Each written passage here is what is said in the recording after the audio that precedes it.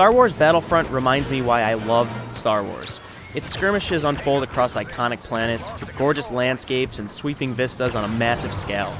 Endor's trees dwarf us, Tatooine's desert stretches for miles, and when the battle music reaches its peak and I glide over Hoth's frozen trenches, I remember the first time I watched that scene unfold. But Star Wars Battlefront lacks the longevity that makes its source material great. It offers initial engagement, and for the first 10 hours, it swept me through its harrowing firefights at a rapid pace. But then the cracks began to show.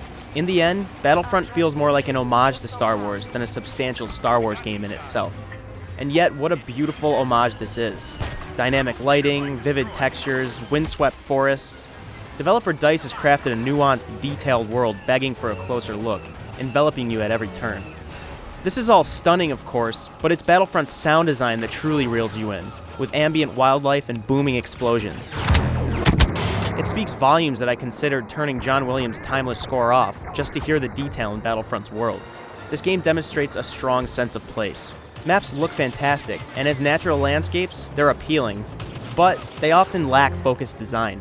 Hoth's barren fields impart a sense of distance, but few creative sightlines. There are exceptions in some of Battlefront's maps, however. For instance, Tatooine's blend of exterior and interior environments. They create engaging battles from one match to the next. And make no mistake, there is an abundance of game modes here. Star Wars Battlefront offers a total of 9, each distinct in its own way, for better or worse. There's a spectacular heroes versus villains, which plays out exactly how it sounds. As if a box of Star Wars action figures came to life and, unsure of what to do next, resorted to violence. Then there's Droid Run, a unique variation of zone control in which the zones shift locations throughout the match.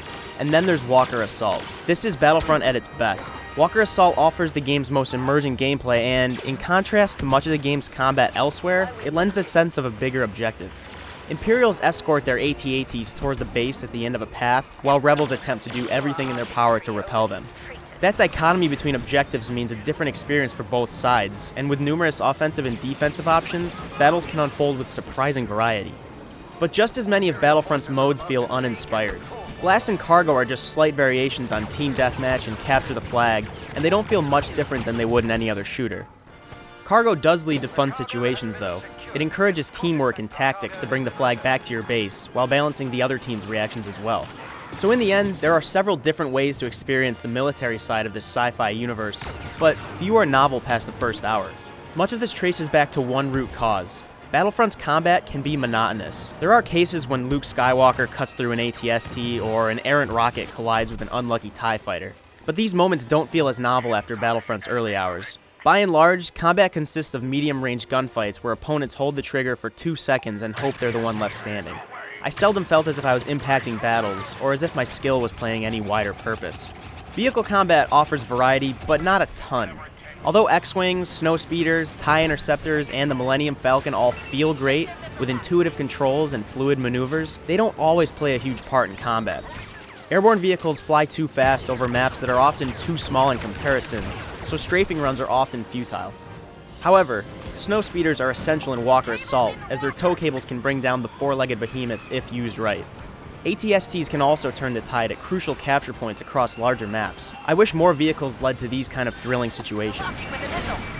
DICE does implement a progression system in its multiplayer, with everything from character skins to blaster variations, ion grenades to homing missile launchers. Some grenades do more damage to vehicles, while certain sniper rifles fire more accurate shots. Aside from a few standout items though, such as the jump jet, which lets you leap across the map and into the fray, these unlocks don't always change how you play in the long run.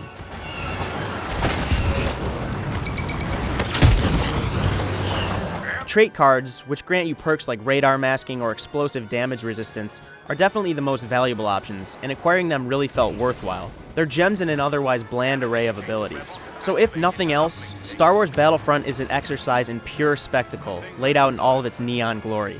I still can't help but smile when Boba Fett's Slave 1 guns down 3 fighters in a row, or a snowspeeder careens past with flames trailing in its wake. The first 10 hours are packed with these moments, and it's worth playing just to watch them unfold. But at the same time, Battlefront doesn't go much deeper than its ambitious surface appeal. It front-loads its best content, only to fade in quality as the hours roll by. Star Wars Battlefront's skin is beautiful, but its legs are shaking and threaten to buckle with time.